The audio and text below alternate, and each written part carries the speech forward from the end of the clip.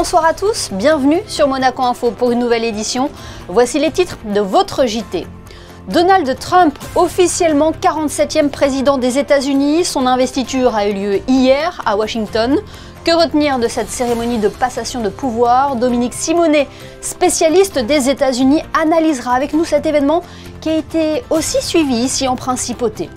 C'est un geste qui peut sauver des vies, le don du sang reste essentiel et indispensable, notamment à Monaco où 5000 poches sont nécessaires pour répondre aux besoins chaque année. La Croix-Rouge monégasque organise jusqu'à demain une collecte de sang, nous avons suivi l'opération. Dans ce journal également, les atouts du Japon présentés aux adhérents du Monaco Economic Board, alors que Osaka organisera en avril prochain l'exposition universelle. Nous reviendrons également sur ce moment de partage et de transmission entre les étudiants mexicains de la Fondation Turquoise et les élèves du lycée René III. Et enfin, à la fin de ce JT, nous recevrons la réalisatrice et actrice Noémie Lovski, invitée de la Fondation Prince-Pierre, avec qui nous parlerons du paradoxe sur le comédien cher à Denis Diderot. 8 ans après sa première investiture et 2 mois et demi après son élection, Donald Trump est devenu hier le 47e président des États-Unis. Il a prêté serment lors d'une cérémonie organisée à l'intérieur du Capitole en raison des conditions météo et en présence de nombreuses personnalités. Les Américains ont bien évidemment suivi avec attention le retour de Donald Trump à la Maison-Blanche. Bonsoir Alexandra Pagny, vous êtes notre correspondante aux États-Unis. Quel est le sentiment qui règne à New York ? Bonsoir à vous. Oui, je suis allée à la rencontre des New-Yorkais qui, on le sait, ont plutôt tendance à voter démocrate et donc pas toujours représentatifs du pays. Mais j'ai réussi à trouver des avis bien divers sur ce premier discours de Donald Trump donné lundi lors de son investiture. Je vous propose d'écouter ce qu'ils ont à dire. I'm not a 100% fan of the person himself, but he's needed. He's needed. This was going nowhere good. He's needed. He got courage. He knows how to do things. I think today's a very frustrating day for a lot of people, especially young people, especially people who are under attack in America right now. And I think it's only more frustrating that it's happening on a day where we're supposed to be remembering a civil rights figure and someone who fought so hard for the people in our country. I don't know. I think it's my biggest feeling is of disappointment and anger towards the people who let this man come back. I'm very happy. I mean, I'm not a overly political person, but I think that Trump and bringing all these business leaders is going to be something different for the last 4 years. So I think it's going to be a great thing. I have many friends of mine that are different parts of the political parties, so I'm okay with that, but I'm looking forward to the next 4 years, see if they can get stuff done. There were some good parts and bad parts. I sometimes think America is lucky to be in the luxurious position to be able to have a political system which sometimes seems absurd, and yet sometimes we can survive it. It's a pretty sad day for me. It's pretty disappointing. I'm spending time with friends and trying to distract myself from it. I'm not thrilled, but it is what it is for the next 4 years, so.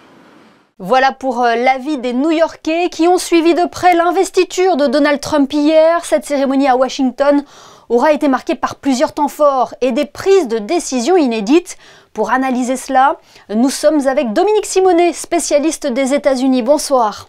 Bonsoir. L'âge d'or de l'Amérique commence aujourd'hui. C'est par ces mots que Donald Trump a débuté son discours d'investiture. Que retenir de cette passation de pouvoir ?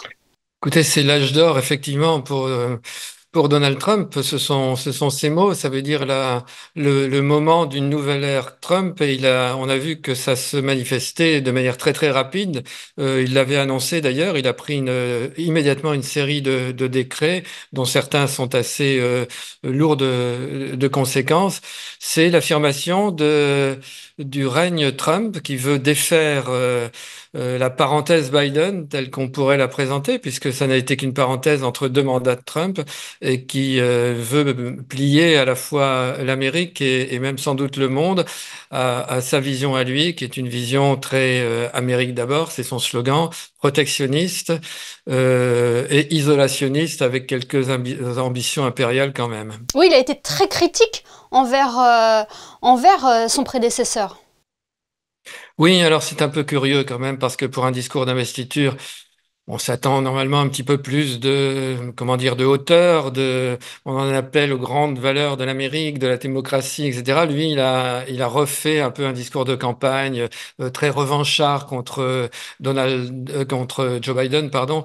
Bon, bah, c'est du Trump, on connaît, c'est un homme qui est pas dans la nuance et qui est assez brutal, il faut bien le dire. Est-ce que dans toutes ces prises de position hier, et puis vous l'avez dit, cette salve de décrets, il y a cette volonté d'une politique autoritaire? Alors, il y a une volonté de renforcer le pouvoir de l'exécutif, c'est-à-dire de renforcer son pouvoir avec un affaiblissement des pouvoirs des autres branches de la démocratie américaine, notamment de la justice. On sait qu'il a dit qu'il voulait se venger contre un certain nombre de juges qui l'avaient harcelé pendant ses procès. Il a quand même été condamné à un procès au pénal et il y en a 3 autres qui ont été reportés, dont celui d'insurrection en 2021 lors de l'attaque du Capitole. Donc il y a une volonté effectivement de renforcer son pouvoir et d'avoir ce qu'il appelle une forme de loyauté, non pas à l'égard de la Constitution américaine d'ailleurs, non pas à l'égard des institutions, mais à l'égard de sa propre personne. C'est comme ça que fonctionne Donald Trump. On est avec lui ou on est contre lui. Il y avait aussi la présence de la première ministre italienne, Giorgia Meloni, ou d'Éric Zemmour à cette cérémonie. Est-ce que ça donne la tonalité politique de cette investiture? Oui, exactement, vous avez raison, c'est exactement ça. Ça donne une tonalité politique. Ça ne veut pas dire que la Maison-Blanche va devenir un repère d'extrême droite, ni instaurer le fascisme aux États-Unis, mais ça donne une tonalité qu'effectivement, ses affinités avec l'extrême droite. On voit aussi Elon Musk qui soutient l'extrême droite allemande, par exemple. Donc il y a une proximité, et c'est vrai de voir que les seuls chefs d'État, c'est une nouveauté d'ailleurs d'inviter des chefs d'État à une investiture. Les seuls chefs d'État qui ont été invités sont des chefs d'État, disons, populistes, radicaux, et que les seuls invités français, ce sont des personnes comme Éric Zemmour, qui sont évidemment d'extrême droite. Donc voilà, oui, tonalité évidente. Mais est-ce que l'opposition reste présente aux États-Unis? Est-ce que tout ce que Trump a annoncé va être réalisé aux États-Unis? C'est une bonne question, parce que elle est où l'opposition? Où ils sont les démocrates? On a vu cet hélicoptère, bon ça c'est la coutume, mais enfin quand même voir Joe Biden partir vieillissant, un peu marchant difficilement et partir dans cet hélicoptère, les démocrates sont un peu au sous-sol, là, on les voit pas beaucoup et ils se demandent qu'est-ce qu'ils ont fait pour que Donald Trump soit revenu au pouvoir. C'est une question qu'ils auraient dû se poser avant d'ailleurs, parce que la réalité est qu'ils n'ont pas compris vraiment l'état de la société américaine. Alors, lors de son discours, Donald Trump a fait plusieurs annonces. Il a évoqué les grandes lignes de son second mandat. On a parlé de l'immigration, de l'unité nationale. Il a annoncé également le nouveau retrait des États-Unis de l'accord de Paris sur le climat. C'est encore une prise de position forte là. C'est une volonté effectivement d'abord de donner un gage à ces électeurs qui sont climato-sceptiques. Et deux aussi de pouvoir déréguler de manière sensible, et il y a d'autres décrets qui vont dans ce sens, de déréguler l'industrie de forage et l'industrie de l'énergie aux États-Unis. Ce qui est pas si simple d'ailleurs, parce qu'ils sont pas tous forcément d'accord là-dessus, parce qu'ils étaient aussi partis sur la transition climatique, et ils ont investi beaucoup dans les énergies renouvelables. Assez curieusement, ils laissent la voie libre à la Chine, qui elle investit énormément dans les énergies renouvelables et qui va pouvoir se présenter comme étant plus vertueuse que les États-Unis en la matière. Et c'est évidemment une actualité que l'on suivra de près. Merci beaucoup, Dominique Simonet, d'avoir été notre invité ce soir pour décrypter cette investiture de Donald Trump à la présidence des États-Unis. Merci. Merci. Et le retour de Donald Trump à la Maison-Blanche aura également été suivi ici en Principauté. L'association Monaco-USA avait réuni ses membres pour assister à la retransmission de la cérémonie d'investiture du 47e président des États-Unis. Le reportage de Fabien Bonilla et Alexandra Marangoni. Un moment d'euphorie pour les uns, un sentiment de nausée pour les autres. L'investiture de Donald Trump ne laisse pas indifférent en Europe, à l'image du restaurant Le Marius, où l'association Monaco-USA a organisé la retransmission de cette investiture à partir de 18h. Que l'on soit américain ou pas, tout le monde était le bienvenu. C'est une soirée importante américaine et c'est un endroit pour que tous peuvent être en même endroit pour être ensemble pour écouter ça, pour voir ça. Il y a beaucoup de personnes qui sont ici que je ne connais pas, que je n'ai jamais vues avant. Et je crois qu'il y a des démocrates, il y a des républicains. Il y a beaucoup de personnes qui veulent regarder ce qui se passe, qui veulent savoir ce qui se passe. Une cinquantaine de personnes se sont retrouvées dans le restaurant historiquement le plus américain de la Principauté. Les sympathisants républicains se sont majoritairement regroupés autour de la télé et ont applaudi les grandes lignes du discours de Donald Trump. C'est quand même un moment historique pour moi, un de mes premiers, on va dire, assez jeune. Donc pour moi, c'est un grand plaisir d'être là avec des gens de Monaco et des Américains de Monaco qui vivent ici. Donc pour moi, c'est assez important, oui. Républicains, mais pas que. Les démocrates étaient aussi présents à cette soirée, plus proche du comptoir. Anyway, it has to be. I mean, it should be. And it should be because you see Mr. Biden is there. President Clinton, etc., they were here. When Biden was inaugurated 4 years ago, Mr. Trump wasn't there. Sentiment d'euphorie ou de nausée, que ça plaise ou non, Donald Trump vient d'être investi pour 4 ans. C'est un geste solidaire et ô combien nécessaire. Le don du sang est un engagement fort. Il permet de contribuer aux réserves de poches de sang de la Principauté qui en a grandement besoin. Jusqu'à demain, la Croix-Rouge monégasque organise une collecte de sang dans ses locaux, encadrés par le personnel du centre hospitalier Princesse Grace. Qui peut donner et comment cela fonctionne? Réponse dans ce reportage de Sarah Inkari et Julien Logier. Et si vous sauviez des vies, 2 médecins et 3 infirmières vous accueillent en ce moment pour une collecte de sang exceptionnelle au sein de la Croix-Rouge monégasque. Sur 2 jours, 70 volontaires sont attendus, dont un visage bien connu de la Principauté, venu montrer l'exemple ce mardi matin. Alors venez autant que vous pouvez, surpassez vos peurs parce que c'est faisable. Si je l'ai fait, tout le monde peut le faire. Pour vous dire une anecdote, quand je me fais faire une prise de sang, je demande vous savez, l'aiguille pour les enfants. Donc vraiment, l'année dernière, j'étais assez stressée. Mais au final, ça a fonctionné et ma poche de sang était très très belle. Et celle de cette année aussi, visiblement. Pour ce qui est des modalités, c'est très simple. Il faut compter environ 1 heure sur place. Vous remplissez d'abord, comme cette mère et son fils, un formulaire médical et profitez en même temps pour prendre des forces et vous hydrater. Mais j'ai reçu un mail comme quoi on pouvait donner du sang, donc je suis venu pour aider. J'ai amené ma maman et mon papa également. Place ensuite à une petite consultation médicale en tête-à-tête avec un médecin qui s'assurera que vous réunissez toutes les conditions pour donner votre sang avant de passer au prélèvement qui dure une dizaine de minutes. Il faut être bien sûr en bonne santé, être âgé entre 18 et 65 ans si c'est un premier don, mais on peut aller jusqu'à 70 ans si on a l'habitude de donner son sang, et peser plus de 50 kilos. Si vous cochez tous ces critères, n'hésitez pas, car les besoins sont toujours aussi importants. On manque de dons en Principauté, puisqu'il nous faudrait environ 5000 dons par an, et qu'à l'heure actuelle, en 2024 par exemple, on a prélevé 2348 poches pour être précise. Nous sommes du coup aidés par l'établissement français du sang qui nous approvisionne pour les poches qui nous manquent. En dehors de ces 2 jours, les équipes du centre hospitalier Princesse Grace accueillent les donneurs du lundi au jeudi toutes les semaines. Un chauffeur est même à disposition à bord de la Blood Mobile pour celles et ceux qui souhaitent être conduits de leur domicile ou lieu de travail en Principauté jusqu'à l'hôpital.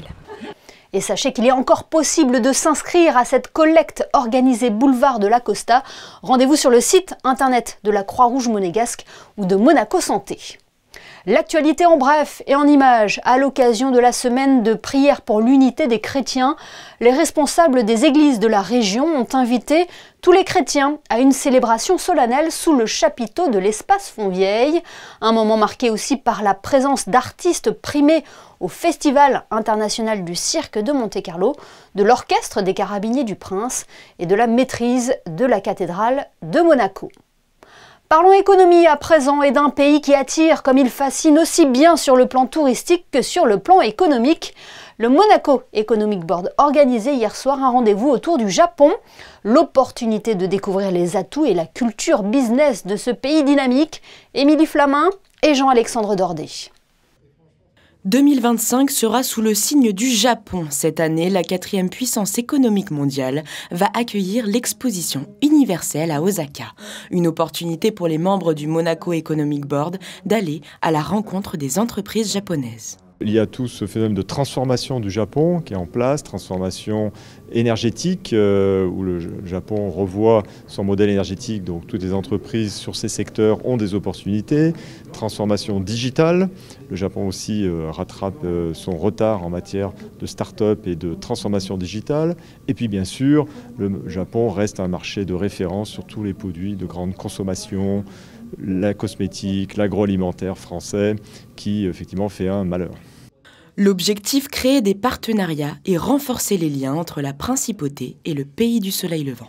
Les liens sont nombreux depuis que le prince Régnier et la princesse Grace ont souhaité d'abord la désignation d'un consul général honoraire et puis plus récemment avec la désignation d'un ambassadeur, donc des relations diplomatiques évidemment, des relations économiques, même si elles sont encore à ce niveau modeste, et c'est la raison pour laquelle le déplacement du MEB a tout son intérêt, et puis des relations culturelles. Vous savez que notre chef d'orchestre est un japonais, vous savez que l'une des principales danseuses de la compagnie des ballets est une japonaise également, donc des liens culturels, touristiques importants également, puisque nous suggérons à nos amis japonais de venir visiter la principauté de Monaco.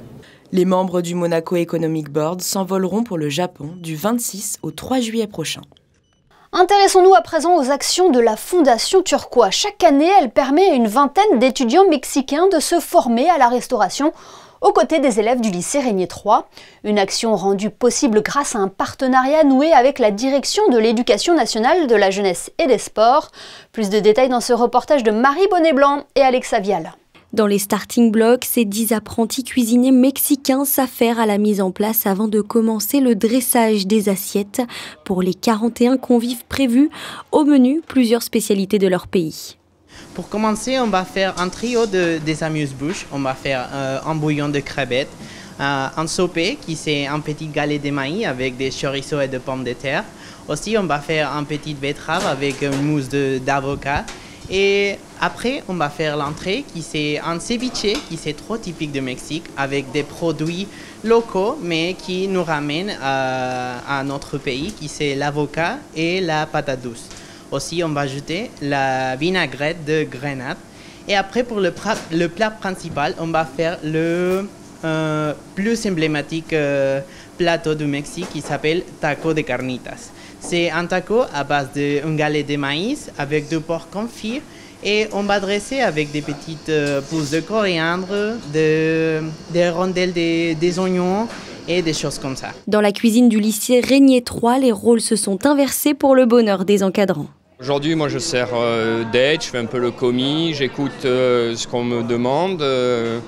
Puis j'applique les consignes. Après, je vais voir si je reviens voir les chefs pour savoir si ça leur convient. Ils font des associations qui sont rigolotes. Ils font confire de la viande. Après, ils rajoutent du jus d'orange dedans, etc. C'est pas trop notre façon de faire. Voilà. Cet établissement offre une formation de qualité qui permettra à ces jeunes cuisiniers de travailler à l'international. Et bonne nouvelle, cet accord a été renouvelé pour la 44e édition. Donc c'est un partenariat qui date de plus de 20 ans. Qui avait été mis en place par M. Turquois.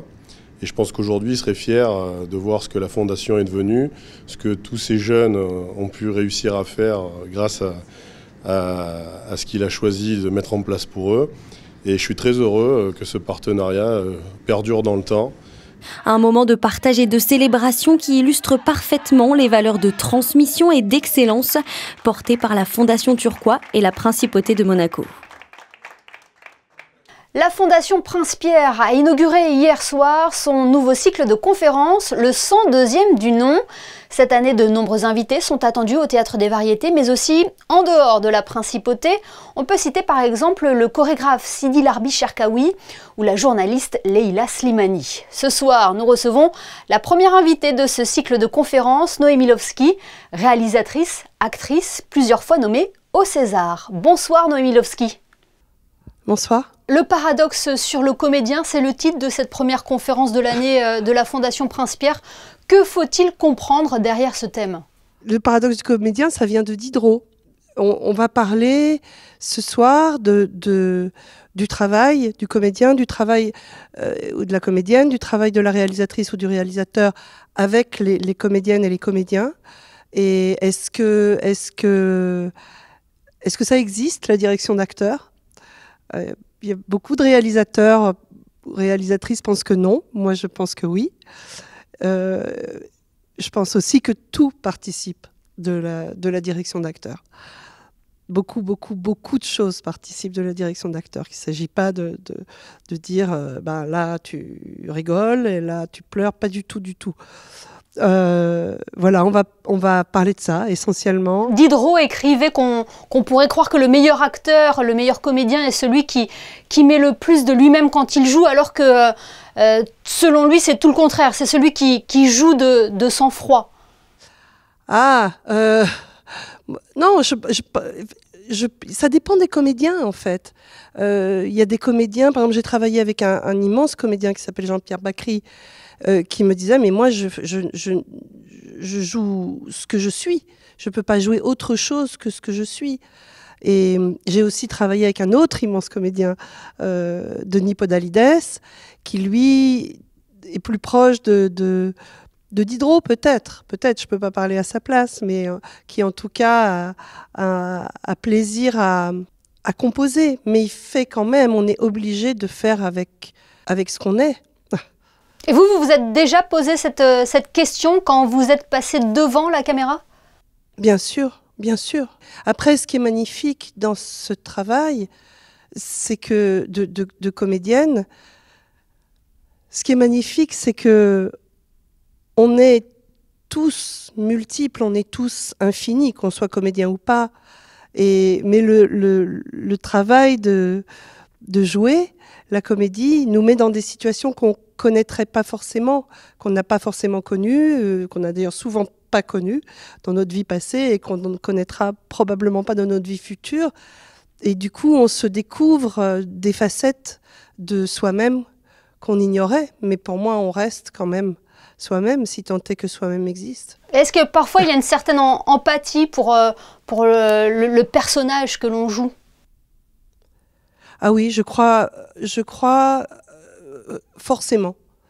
Je crois que c'est Marlon Brando qui disait que s'il avait à jouer le pire des salopards, il l'aimait. Et il le faisait aimer par les spectateurs, je crois. J'ai pas ces mots exacts, mais je crois qu'il parlait de ça à propos de son rôle dans Un tramway nommé Désir, qui sur le papier était vraiment un sale type, le personnage. Et incarné par Brando, il fait des trucs pas bien, mais on peut pas s'empêcher de l'aimer d'une certaine façon. Et vous avez le même regard quand vous êtes derrière la caméra, le regard que vous avez sur vos comédiens, sur vos acteurs, actrices? Oui, je crois, et même en écrivant. En fait, je crois que je peux pas... je peux pas ne pas aimer mes personnages. Même si ce sont des personnages qui font des choses moches. Mais non, je peux pas me sentir au-dessus d'eux, je peux pas me sentir meilleure qu'eux, je peux pas me sentir plus intelligente qu'eux. Non, j'ai besoin d'être à égalité avec eux. Merci beaucoup, Noémie Lovski. Merci à vous. Et soignez-vous bien surtout. Ah oui, merci. Avant de nous quitter, cette information que nous avons appris en fin de journée, Emmanuel Macron sera présent aux funérailles de Didier Guillaume qui auront lieu ce jeudi en Principauté. Le président français a reporté son déplacement dans les Hauts-de-France pour être présent à Monaco et honorer la mémoire du ministre d'État qui a aussi été ministre français de l'Agriculture entre 2018 et 2020. Les obsèques de Didier Guillaume seront à suivre en direct sur Monaco Info ce jeudi à partir de 10h55. Ce journal est à présent terminé. Merci de nous avoir suivis. Je vous laisse découvrir les photos de fin de JT proposées ce soir par Stéphane Dana. Excellente soirée à tous et à demain 19h pour une nouvelle édition.